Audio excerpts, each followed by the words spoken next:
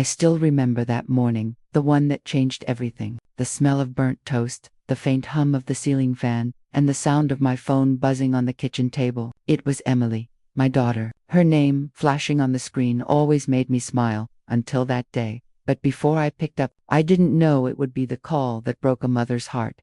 I had spent the whole week knitting her favorite shawl, a soft sky blue one, the color she used to love as a child. I planned to give it to her when she visited this weekend. I even baked the apple pie she adored, the one we used to share when times were simple, when love was enough. But love, I learned that day, is never enough for those who start measuring it against wealth.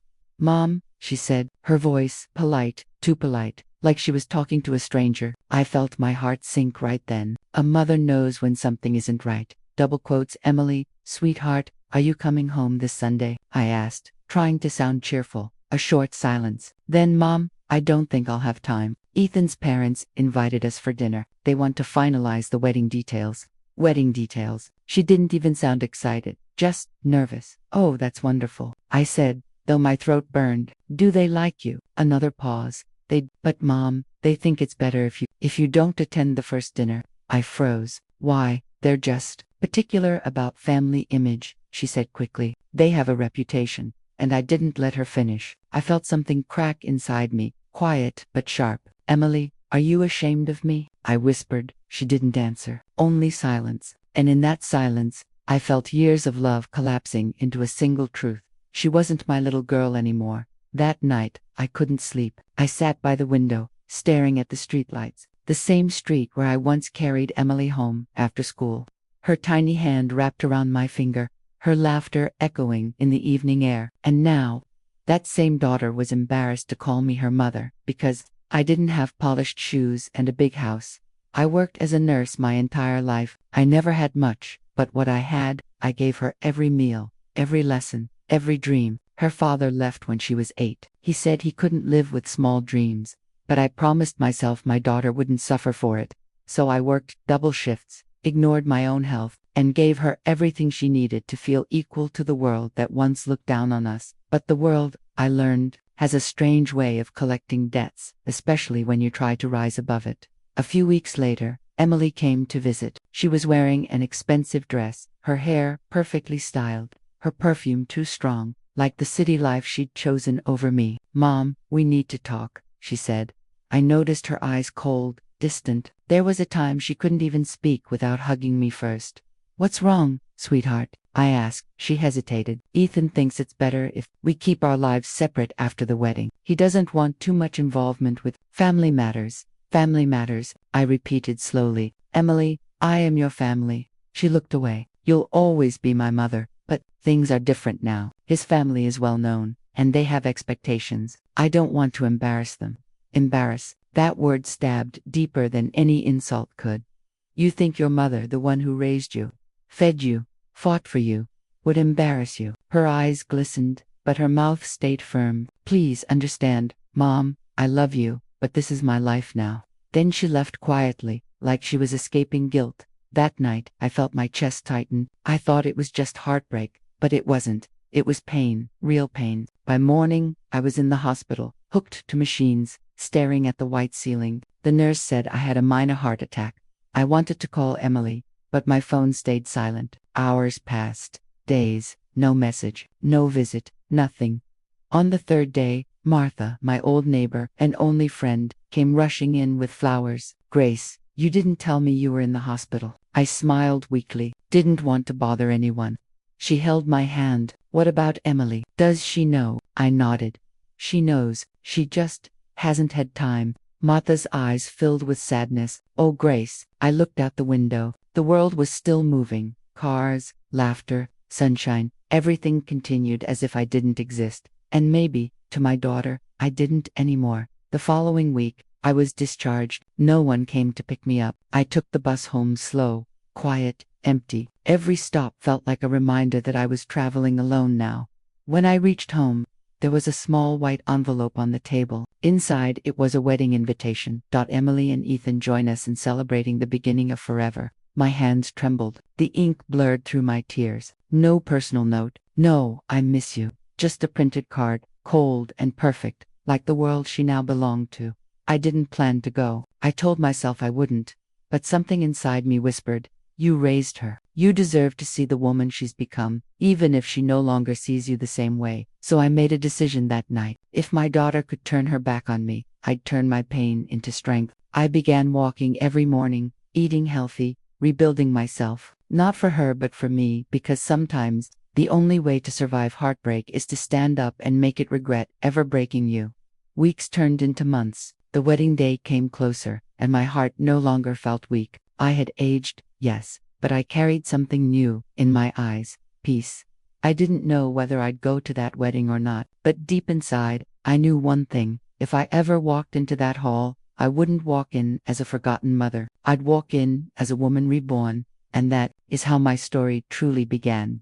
Days turned into weeks, yet the house remained painfully silent. Emily's laughter used to echo through these walls. Now only the clock dared to speak. Each tick reminded me of how far she'd gone, how much I'd lost. Every morning, I would sit by the window with a cup of weak tea, watching the neighborhood children rush to school. Their giggles reminded me of Emily's tiny footsteps running down that same street. A time when love wasn't complicated by pride or money. But that time was gone, buried beneath expensive choices and golden lies. One afternoon, as I was sweeping the floor, I found an old photo album under the couch. It was dusty, worn, almost forgotten. The first picture was Emily's first day of school, her smile wide, her hand clutching mine. In that photo, I saw everything I ever worked for, and everything I lost. I held the picture close and whispered, "You may have forgotten me, my child, but I will never forget who you were before the world changed you."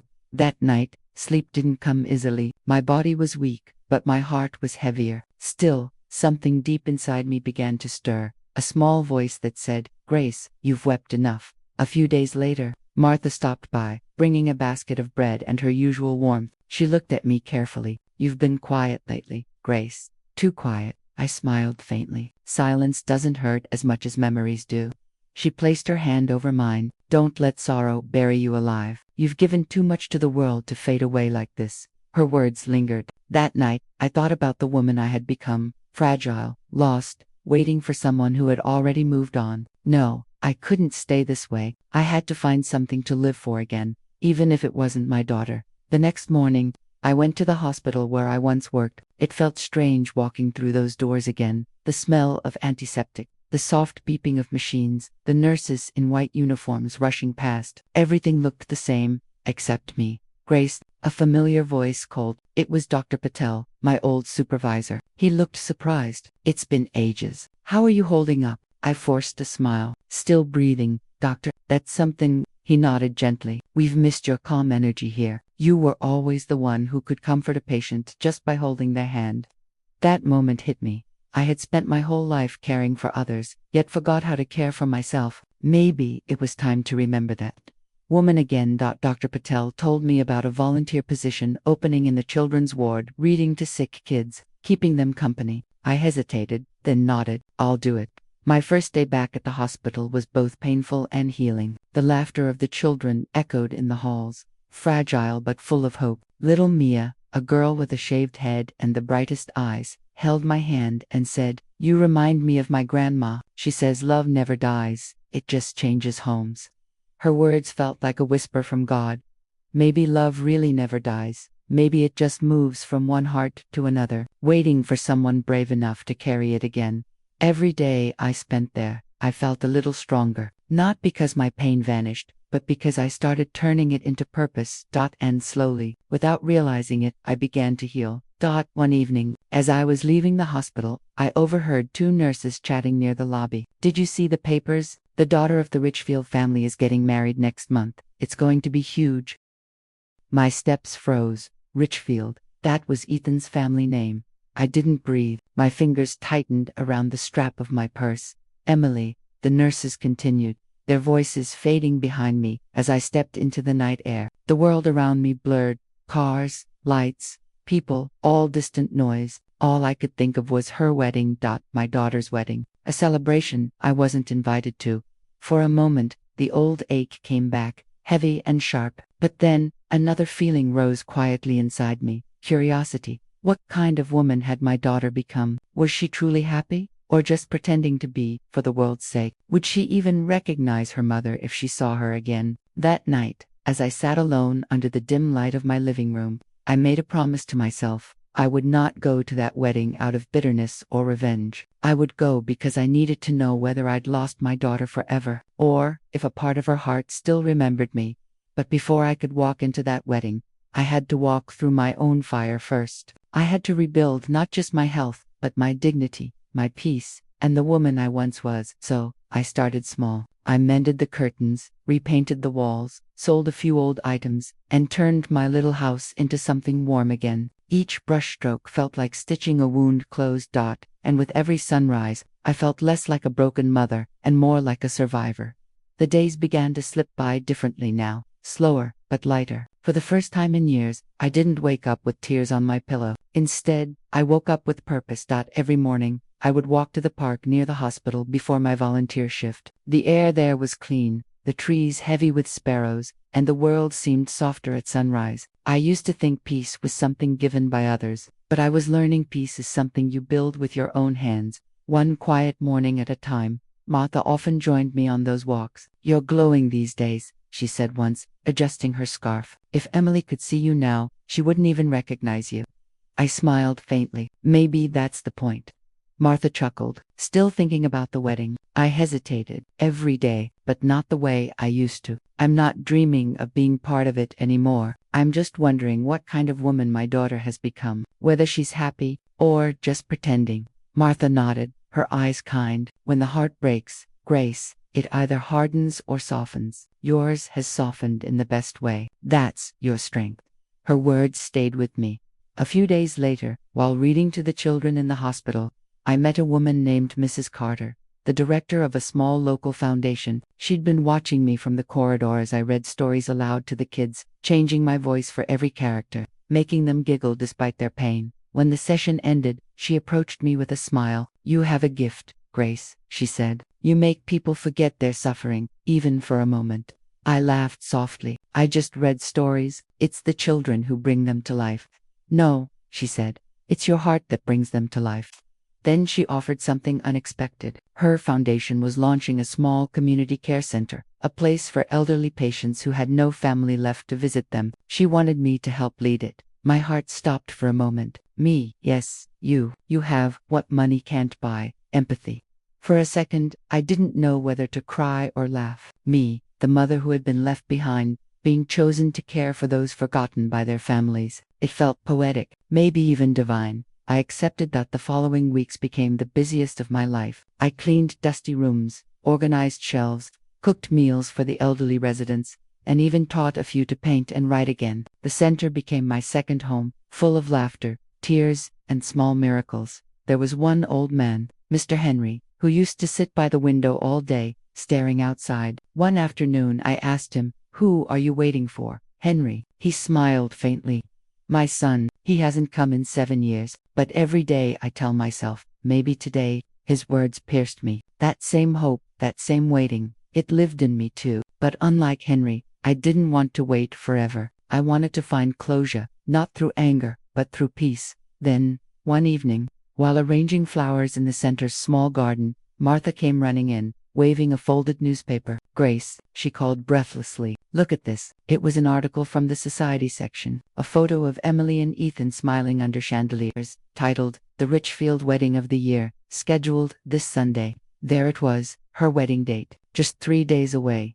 For a long moment, I stared at the picture. My little girl, wearing the same smile I once knew, only now, it looked practiced. Her eyes, they weren't shining with happiness, they looked tired, forced. Something inside me ached, not out of anger anymore, but sadness, because I realized something. She might have chosen wealth, but she didn't look rich in the ways that mattered. Martha watched me quietly. "So, will you go?" I took a deep breath. "Yes, but not as the broken mother she remembers." "Then how?" Martha asked softly. "As the woman I've become." The next morning, I stood before the mirror, brushing my silver hair neatly, slipping into a simple cream-colored dress. I didn't have jewels or designer fabric, just dignity, and that, I decided, would be enough. I looked at my reflection and whispered, "You are not the woman she left behind. You are the woman who survived it." Martha helped me find a small gift, a handwritten letter, sealed in a white envelope. Inside, I didn't write accusations or pain, just one line. No matter how far you go, a mother's love walks behind you quietly, faithfully, always. I placed it in my purse, not to give her publicly, but to leave where she could find it when the time was right. The day of the wedding arrived. The city glittered with luxury, black cars, velvet carpets, chandeliers shining like captured stars. I stood outside the grand hall, my heart trembling but calm. I wasn't sure if I'd be welcomed or thrown out, but for the first time, I wasn't afraid of either, because I wasn't there to be accepted. I was there to stand tall, to prove, if only to myself, that love may be ignored, but it never disappears. As the doors opened and music spilled out, I stepped inside quietly, and every head that turned toward me didn't see a poor, abandoned woman. They saw someone the world couldn't break. The hall glittered like a world I never belonged to: gold chandeliers, crystal glasses, laughter wrapped in perfume and pride. I stood near the entrance, my hands trembling around the small white envelope that held my letter to Emily. A guard in a black suit eyed me. "Ma'am, invitation please." I handed him the card she'd once mailed to me, cold, printed, unsigned. For a moment, I feared he'd stop me, but he simply nodded and stepped aside. The moment I entered, music swelled a violin, soft and beautiful, but somehow distant, like joy wearing someone else's face. My eyes searched for her. And there she was. Emily, radiant in a gown that looked like it cost more than my entire house, diamonds scattered in her hair, a smile carved perfectly for photographs. But when her gaze swept the room, I saw it, the same emptiness I'd once seen in hospital patients who smiled for their visitors but cried after they left. I took a deep breath and stayed near the corner, blending into the crowd. I didn't come to cause a scene, I came to see. The ceremony began. Ethan stood beside her, tall and proud, whispering something in her ear that made her smile politely, not lovingly. When the priest asked, "Who gives this woman to be married?" her side of the aisle fell silent. Ethan's father cleared his throat and stepped forward, speaking for both families. But for a split second, Emily's eyes darted toward the back of the hall. Toward me. She froze, her smile faltered. It lasted only a heartbeat before she turned back. But I saw it: shock, guilt, recognition. I saw the little girl she once was flicker through her eyes and vanish behind the woman she had become after the vows. As guests moved toward the reception, I stayed near the back, watching quietly. People laughed, toasted, and danced under chandeliers. I noticed how often Emily's eyes drifted toward the shadows where I stood. She was pretending to enjoy herself, but her soul was restless. Ethan, oblivious, kept entertaining guests, his laughter loud and forced. Then, while servers carried trays of champagne, I noticed something small. Emily stepped away from her husband, slipping behind the curtain leading to the garden terrace. My heart pounded. Without planning to, I followed. The night air was cool, scented with jasmine. The city lights stretched far below like fallen stars. She was standing alone, her back to me, breathing hard as if holding back tears. "Emily," I whispered. She spun around. For a moment, she just stared at me, stunned, pale. Then her lips parted. "Mom," the word fell from her mouth like something she'd forgotten how to say. Her eyes filled with tears. "Mom, what are you doing here?" I smiled softly. "I came to see my daughter become a bride." Her voice broke. "You weren't supposed to come." "Ethan's family." "I know," I interrupted gently. "They don't want me here." "That's all right. I'm not here for them." She looked at me, trembling. "I thought you were still angry." "I was never angry," I said. "Just hurt." She lowered her eyes. "I wanted to call you Mom. I swear I did. But every time I tried, Ethan said it would cause problems. I didn't know what to do." I stepped closer. "You didn't have to choose between love and pride, Emily. You only had to choose kindness." Tears rolled down her cheeks. "I'm sorry." For a moment, we just stood there, mother and daughter. Years of silence collapsing into one fragile apology. I placed the white envelope in her hands. "For you," I said. "Read it when the music stops." Then I turned to leave. But before I could step away, Ethan's voice cut through the quiet. "Emily, what's going on here?" Ethan's voice sliced through the night air like a blade. He strode toward us, his polished shoes crunching on the gravel, eyes narrowing as they landed on me. When he realized who I was, a smirk spread across his face. "Oh," he said softly. "So this is your mother." He looked me up and down, his gaze dripping with disdain, as if my plain dress and worn shoes insulted his perfect world. Emily wiped her tears quickly. Ethan, please, not here. But he wasn't listening. I told you, Emily, he said sharply. This is exactly why I didn't want her here. Look at her showing up uninvited, ruining our moment. I didn't speak. I'd been spoken to like that before, by bosses, by landlords, by people who thought money measured worth, but not tonight. Tonight, I wasn't small. I looked him in the eye. I didn't come to ruin anything. I came to bless my daughter. That's all. He chuckled bitterly. Bless her. You think your blessing means anything now? Emily gasped. Ethan. But he went on, his words sharp. You had your chance years ago, didn't you? You failed to give her the life she deserved. I did that. I gave her everything. I smiled gently. Everything but peace. The words hit him like a quiet storm. He didn't expect calmness. He expected shame, but I had none left to give him. Emily looked between us, her lips trembling. Stop it, both of you, she whispered. Please. But Ethan's pride wouldn't let go. You should thank me, Mrs. Grace, he sneered. Without me, your daughter would still be living in some tiny apartment, waiting for miracles that never come. I took a step closer, my voice low but steady. You know what miracles look like, Ethan. They look like mothers who never stop loving their children, even when they're not loved back. The garden went silent. Even the music from the hall seemed to fade, for the first time. Ethan had nothing to say. Emily turned to me, her tears spilling freely now. Mom, I made a mistake, she whispered. I thought love was comfort. I thought money meant safety. But it's empty here. I'm empty. I held her hands gently. Then fill yourself again, sweetheart. Not with what you wear, but with what you believe, she sobbed, clinging to me. Can you forgive me? I smiled through my tears. I already did, long before you asked. Ethan stepped back, his face pale with frustration and disbelief. Guests from inside had started peeking through the glass doors, whispering, some recording, some gossiping. And suddenly, Emily seemed to see her world clearly. The hollow laughter, the painted smiles, the man who treated her like a prize, not a person. She looked at him and said softly, Ethan, please go back inside. I need a moment. He stared at her, stunned. Are you serious? She nodded. For once, yes. He glared at both of us, then turned sharply and stormed away. Emily collapsed against me, shaking. I don't know what to do, she whispered. It's all falling apart. I stroked her hair gently. Sometimes things must fall apart before you find what's real. We stood like that for a long time, under the cold moonlight, mother and daughter, broken and mended all at once. And when the music inside started again, I pulled back and smiled. Go, I said softly. You have a letter to read.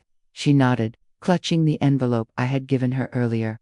I turned to leave, walking through the back gate toward the quiet street beyond. Each step felt lighter, freer. I had no anger left, only peace. Because I had finally said goodbye to pain and hello to strength. Emily stood alone under the silver light of the moon, clutching the envelope I had given her moments ago. The laughter from the hall had turned distant, hollow like echoes from a world she no longer belonged to. Her hands trembled as she broke the seal. Inside, there was a single folded page, written in my neat, careful handwriting. The words were simple, but they carried years of unspoken love. My dearest Emily, if you are reading this, it means I've finally found the courage to show up again, not as the mother who lost everything, but as the woman who learned to live again. When you left me that day at the hospital, I thought my heart would never heal, but life has a way of teaching you gently, even through pain. I learned that love does not beg, it waits, it is forgiving.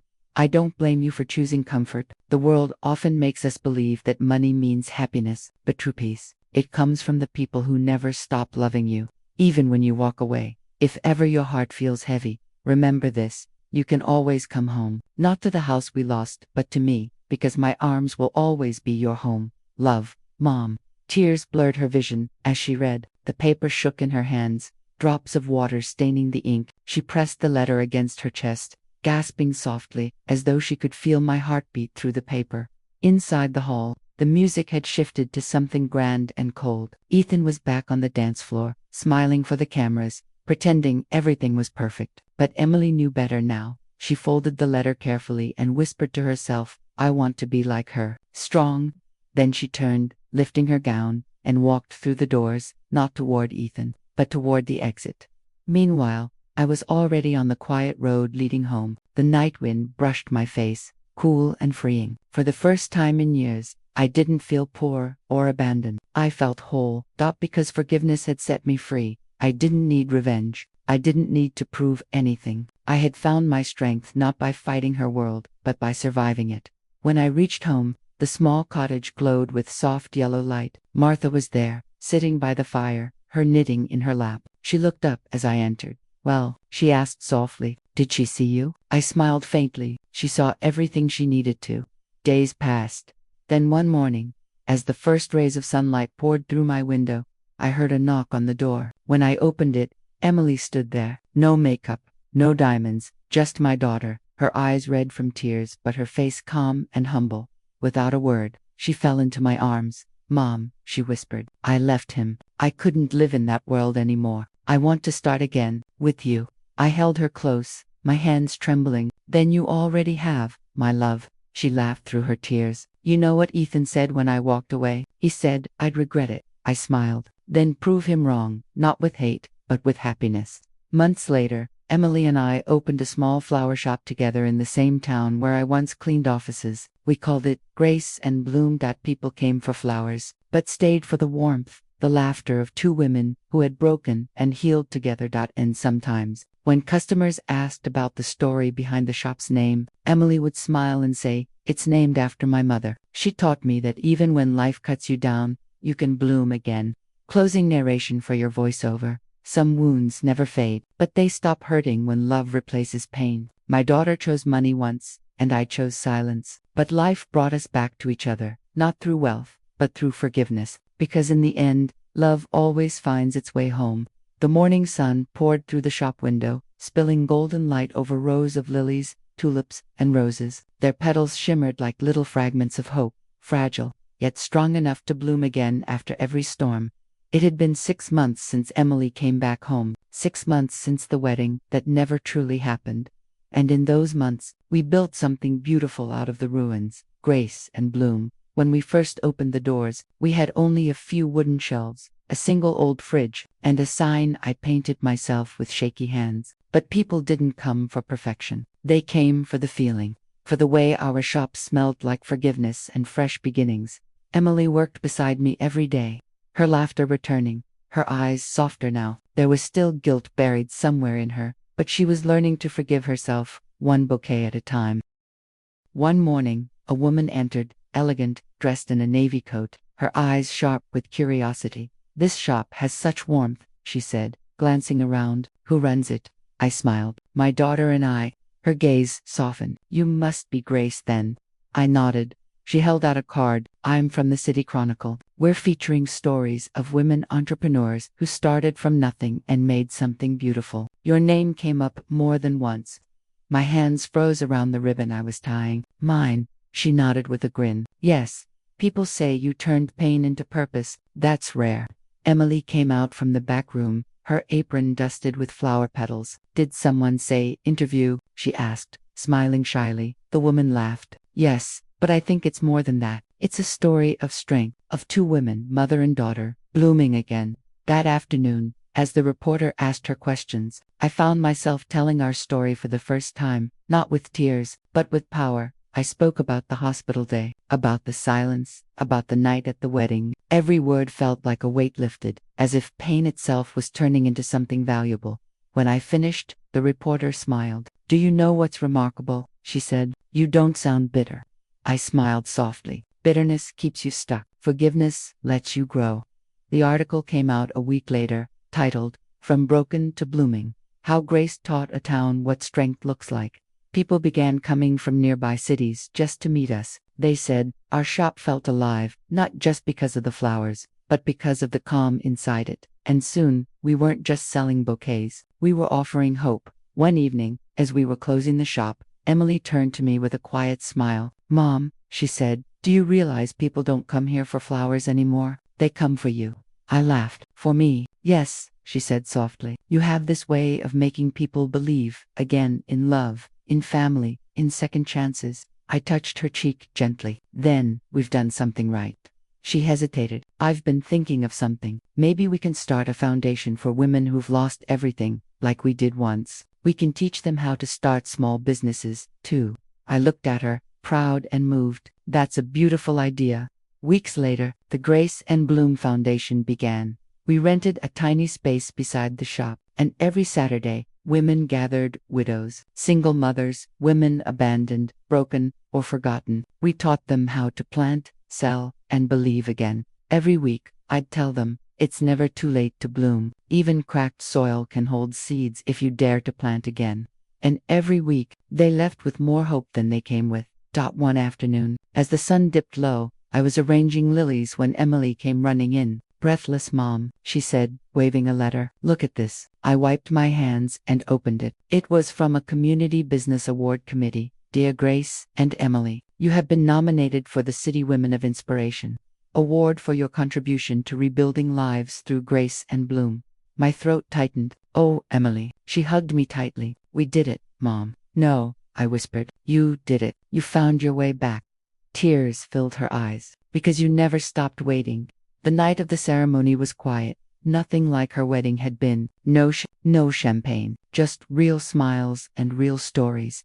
When they called my name, I walked to the stage. Hands trembling but heart calm. The audience clapped as I took the microphone. I looked around the hall and said, once, I thought I lost everything. My home, my daughter, my purpose. But sometimes, losing everything is the only way you discover yourself. I stand here not because I was strong, but because I refused to stay broken. And if anyone here is hurting tonight, please know this. Your story isn't over. It's only turning a page.